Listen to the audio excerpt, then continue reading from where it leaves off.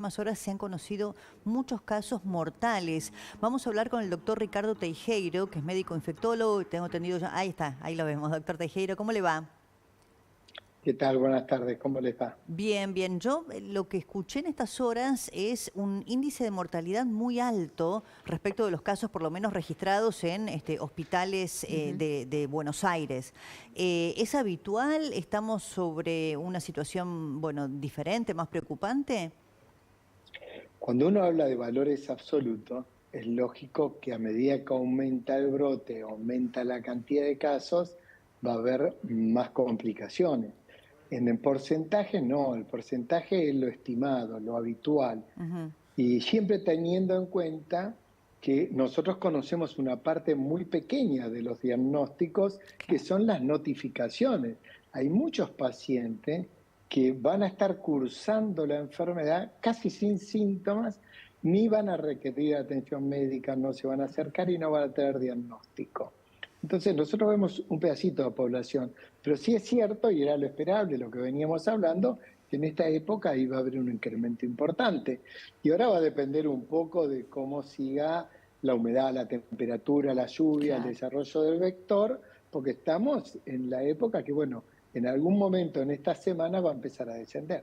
Claro, doctor, usted recién decía que los porcentajes de letalidad están dentro de la estadística, de lo esperable. ¿Cuáles son estos porcentajes y si tienen que ver siempre con la reinfección, los casos que derivan en muerte? No, siempre es Siempre. multifactorial. Ok. Tenemos que entender que hay distintos pacientes, distintas complicaciones y la enfermedad nunca es igual entre un paciente y otro. ¿Por qué? Porque el ser humano responde a las enfermedades en forma distinta. Ninguno de nosotros, seguramente, si tuvimos todos varicela, ninguno de nosotros desarrolló de la misma manera la varicela. Y Ujú. eso pasa con todas las enfermedades. El dengue tiene una característica, que nosotros todos los años tenemos episodios de brotes. A partir del 2019, este quizás sea uno de los brotes más importantes.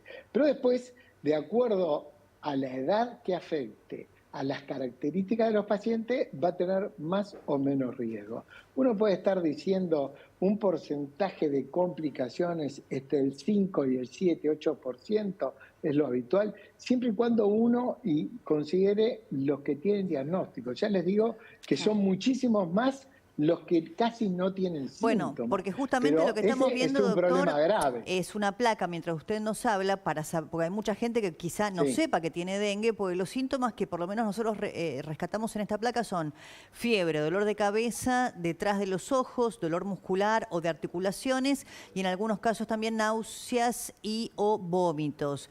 Y a ver si tenemos otra placa más para compartir respecto de la sintomatología: cansancio intenso, aparición de manchas en la piel, picazón, sangrado de nariz y o encías.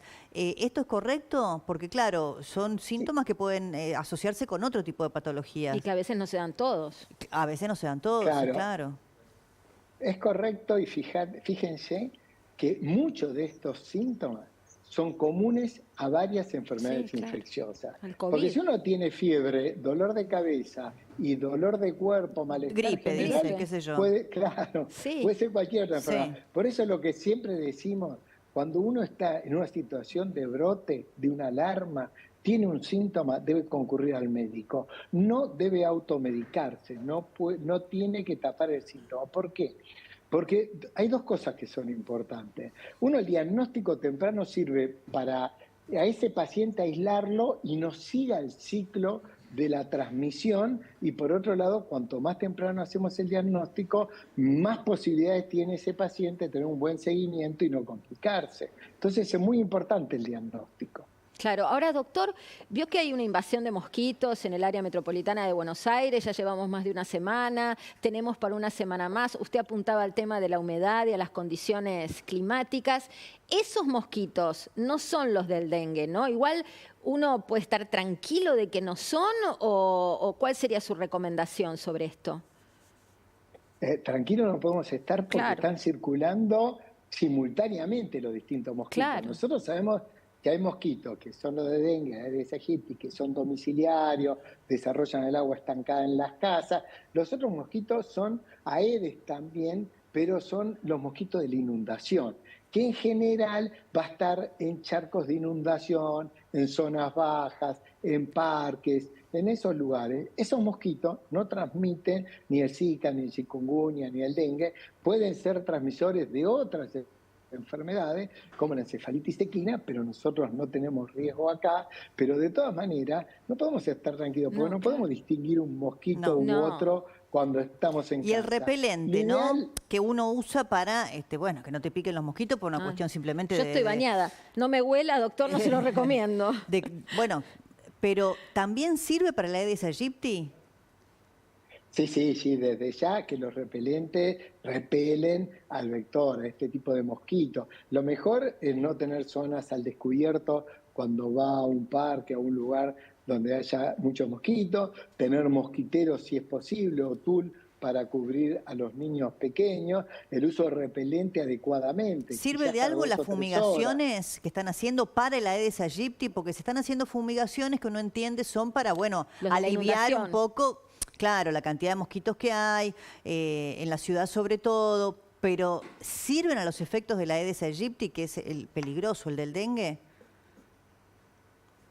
La fumigación sirve solamente en un momento, en una región, cuando hay un brote muy importante de vectores. ¿Por qué? Porque mata solo al adulto, no mata ni al larva ni al huevo. En una semana vamos a tener adultos de vuelta. No podemos estar fumigando permanentemente. Eso no quiere decir que no sea un recurso para ese momento.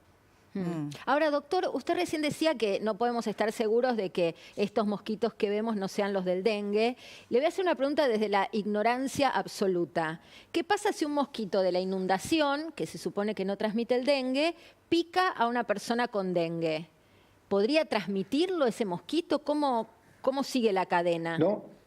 No, porque el virus del dengue no podría ser transmitido por esa característica. Los mosquitos tienen que tener características especiales para que el virus pueda sobrevivir en la sangre que están transmitiendo. Bien. Entonces, no se da, porque si no, todos los vectores hematófagos podrían transmitir todas las enfermedades. No, tiene que tener características especiales. Y hablando de eso, de la contagiosidad, aquí tampoco hay posibilidad de que una persona con dengue contagie a otra. El vector siempre es el mosquito.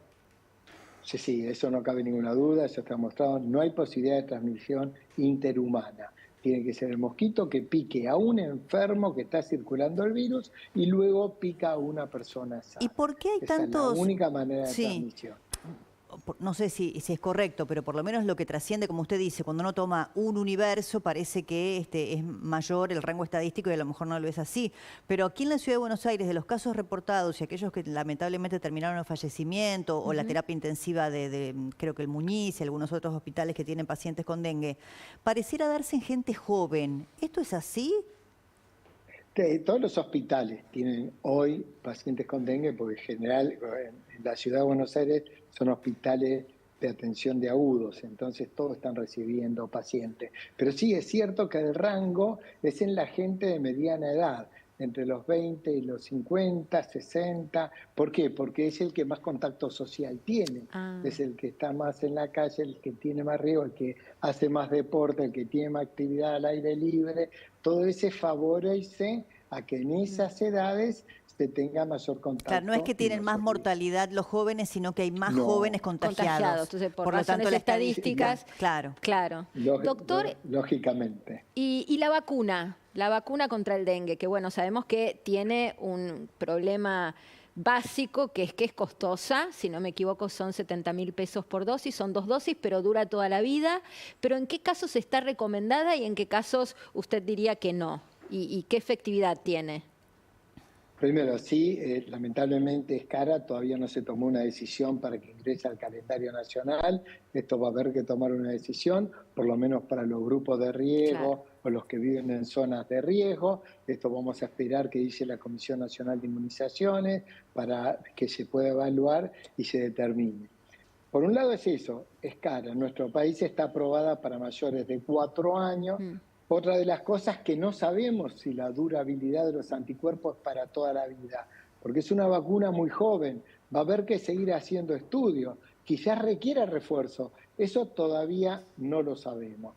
Es efectiva, es efectiva, actúa para las 4 cepas, no tiene la misma efectividad para todas las cepas, pero de todas maneras tiene indicaciones precisas, como sea aquel que tiene más riesgo de complicación, aquel que ya tuvo contacto con el virus, ya cursó la enfermedad una vez, aquel que vive en zona de alto riesgo, porque hay mucha circulación de virus, pero también hay contraindicaciones, porque es una vacuna virus atenuado, entonces la embarazada no se la puede dar, la mujer que está lactando tampoco. ¿Cómo sé si tuve dengue? Porque usted dice que está indicado para personas que ya tuvieron, porque están más en riesgo. ¿Cómo saber si uno tuvo dengue, si no tuvo un cuadro que lo llevó a hospitalizarse? ¿Cómo me entero? Sencillamente con la consulta médica, el médico va a pedir una serología y se va a poder evaluar si tenemos anticuerpos y eso va a demostrar que uno pudo haber tenido contacto con el virus en algún momento. Con un análisis de sangre lo puedo saber. Exactamente. Bien. Bueno, panorama completísimo, doctor Teijeiro. Gracias por el contacto y por su claridad. No, por favor, gracias a ustedes por llamar. Muy amable. Bueno, nos vamos nosotras a Información Urgente con Romina Wiener. Tiene que